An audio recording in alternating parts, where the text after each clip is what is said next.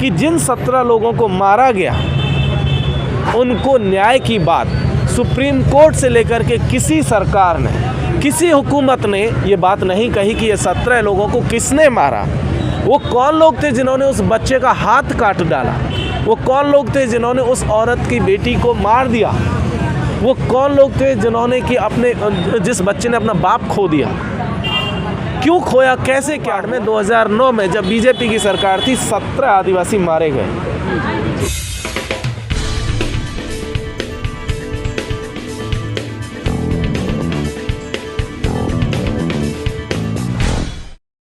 तो सर, जिस तरीके से आदिवासियों के साथ अत्याचार हो रहा है और लगातार अब तो ये जो है सब बढ़ता जा रहा है, तो इस पर आप क्या कहेंगे? देखिए, इस देश का पूरा जो तंत्र है वो तंत्र दरअसल जिस तरीके से विकसित हुआ है, जिस तरीके से वो डेवलप किया गया, उसमें आदिवासी कहीं है ही नहीं। वो आदिवासियों को इग्नोर करके वो तंत्र दरअसल डेवलप हुआ। लिहाजा जब इस तंत्र में आदिवासी फंसते हैं या अपने लिए न्याय से लेकर के तमाम तरीके की चीज़ों की मांग जब करते हैं, हिस्सेदारी की मांग करते हैं, तब वो तंत्र उनके खिलाफ खड़ा हुआ नज़र आता है। और इसीलिए हम लोग देखते हैं कि देश भर के अलग अलग हिस्सों में आदिवासी कहीं अपने रिसोर्सेज को बचाने के लिए, कहीं अपने पहाड़ को बचाने के लिए, कहीं ज़मीन को बचाने के लिए, कहीं जंगल को बचाने के लिए, तो कहीं पर अपने खुद के लिए न्याय की मांग करते हुए, लड़ते हुए हमें दिखाई देते हैं। आज़ादी के 75 वर्ष हो चुके हैं।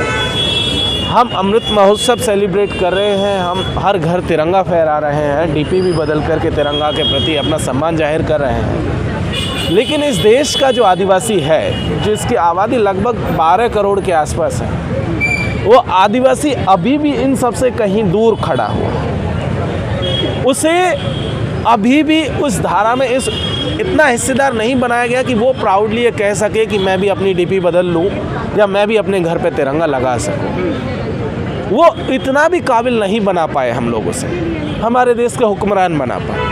और हुक्मरानों ने दरअसल शुरू से आज तक देखें तो आदिवासियों को एक तरीके से ये समझिए कि डेटा के बतौर इस्तेमाल किया। कुछ ऐसा डेटा जो जनगणना रजिस्टर में दर्ज था, कुछ ऐसा डेटा जो वोटर लिस्ट में मौजूद था, कुछ ऐसा डेटा जिसके नाम पर पॉलिसीज़ बननी थी, करोड़ों का फंड दाएं-बाएं करना था, कुछ ऐसा डेटा, कुछ ऐसे लोग जो ऐसी जगहों पर रह रहे थे जहाँ पर रिसोर्सेज है, जहाँ पर खनिज संपदा है, उन खनिज संपदाओं से डिस्प्लेस करने के लिए उस डेटा का इस्तेमाल किया गया।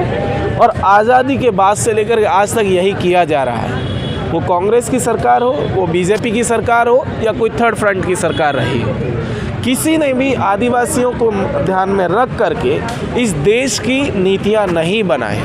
अगर नीतियाँ उस तरीके से बनी होती तो आज इस देश का आदिवासी इस तरीके से लड़ाई नहीं लड़ रहा होगा। हम गोमपाड़ के आदिवासियों को न्याय दिलाने के लिए आए हुए हैं। गोमपाड़ में 2009 में जब बीजेपी की सरकार थी 17 आदिवासी मारे गए, 17 आदिवासी मारे गए।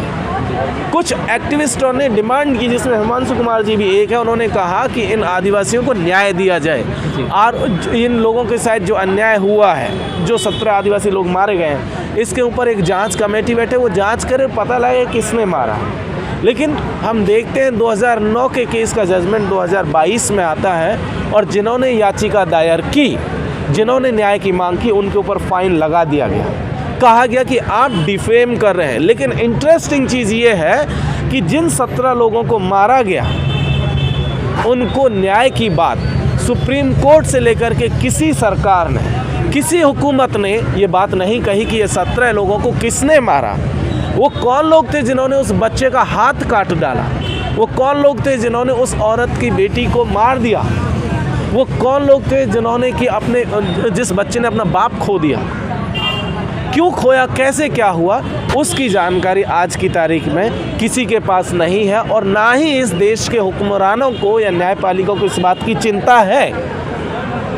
ये तो तय है कि इस देश का बाहर का व्यक्ति आकर के उन 17 लोगों का हाथ नहीं काटा होगा, ये तो तय है। सर, लगातार जो बात की जाती थी आदिवासियों को हिस्सेदारी की, तो अब तो आदिवासी राष्ट्रपति बन चुके हैं, फिर भी आपको आंदोलन करने की जरूरत क्या पड़ी? देखिए, एक चीज़ें मान के चलिए कि आदिवासी के राष्ट्रपति बन जाने से राष्ट्रपति कोई एक कौम का, एक जाति का राष्ट्रपति नहीं होता है।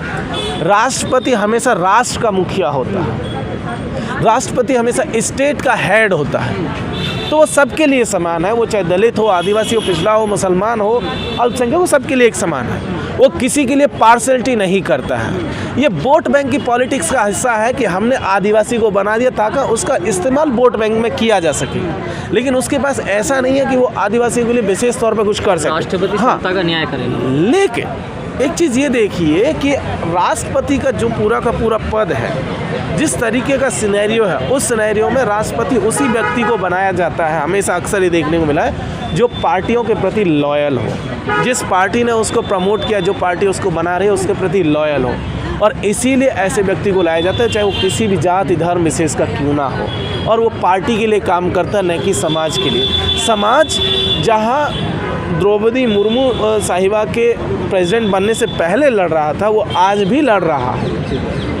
हम एक ह्यूमैनिटेरियन ग्राउंड पर उनसे ये अपील कर सकते हैं कि एटलीस्ट आप शेड्यूल 5 एरिया जो कॉन्स्टिट्यूशन का है, जिसकी कि मुखिया आप खुद हैं, राष्ट्रपति जिसका मुखिया होता है, आपके अंतर्गत वो आता है, तो आप उस पर ध्यान देंगे, ये हम एक उम्मीद करके चलें। जी राष्ट्रपति अभी आप कहते हैं कि सबके लिए समानता होगा, तो जो इस वक्त राष्ट्रपति है तो वो क्या समानता की बात करेगी? देखिए, कॉन्स्टिट्यूशन में तो वही प्रोविजन किए गए हैं, कॉन्स्टिट्यूशन में वही प्रोविजंस हैं। कॉन्स्टिट्यूशनल प्रोविजंस के हिसाब से राष्ट्रपति सबके लिए इक्वल ट्रीटमेंट देगा, वो बायस नहीं हो सकता है, क्लियर है। लेकिन क्योंकि आदिवासियों के मसले में थोड़ा सा स्पेसिफिक मामला है, संविधान की अनुसूची 5 जिसके तहत आदिवासी एरियाओं को गवर्न किया जाता है, उसका हेड जो है वो प्रेसिडेंट साहब होते हैं, या अभी द्रौपदी मुर्मू साहिबा हैं, वो उसकी एडमिनिस्ट्रेशन की हेड है।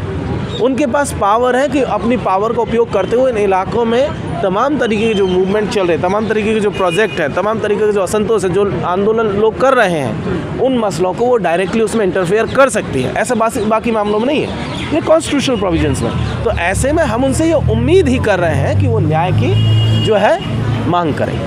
सर, ज्योतिबा फूले और माता सावित्रीबाई फूले के ऊपर एक टिप्पणी करी है महाराष्ट्र के राज्यपाल ने, उसके विषय में क्या देखिए, हमारे देश के नेताओं का जो कैरेक्टर है, खास करके जेंडर को लेकर के जो बायसनेस है, वो कूट कूट के भरी हुई है। भगत सिंह कोश्यारी साहब ने जो कहा राष्ट्रमाता सावित्रीबाई के बारे में और राष्ट्रपिता फूले जी के बारे में, वो कहीं से भी अगर देखें तो किसी भी ऐसे व्यक्ति को शोभा नहीं देता जो जिम्मेदार पद पर है, जिसने भी अगर राष्ट्रमाता और राष्ट्रपिता के काम के बारे में थोड़ा भी जानकारी है, वो इस तरीके का अल्फाज इस्तेमाल नहीं करेगा। लेकिन आप देखिए, इधर अधीर रंजन चौधरी साहब हैं, वो प्रेसिडेंट साहिबा को राष्ट्रपत्नी कहते हैं, उधर वो सावित्रीबाई फूले और जो है फूले साहब के बारे में, जो है महात्मा फूले के बारे में इस तरीके से कहते हैं। हम कर्नाटक विधानसभा में पॉर्न देखने वाले विधायकों के भी केस हम लोगों के सामने हैं। तो इस तरीके से बहुत केस हैं जो अगर देखेंगे तो पता चलेगा कि इस देश के तमाम जो नेता हैं वो जेंडर के मामले में, खास करके महिलाओं के प्रति कितने द्वेष भाव से भरे हैं, कितने कास्टिस्ट हैं, कितने फ्यूडल हैं, वो नेचर उनका बार बार में रिफ्लेक्ट हो रहा होता है, और वही कोश्यारी साहब ने किया था। जी।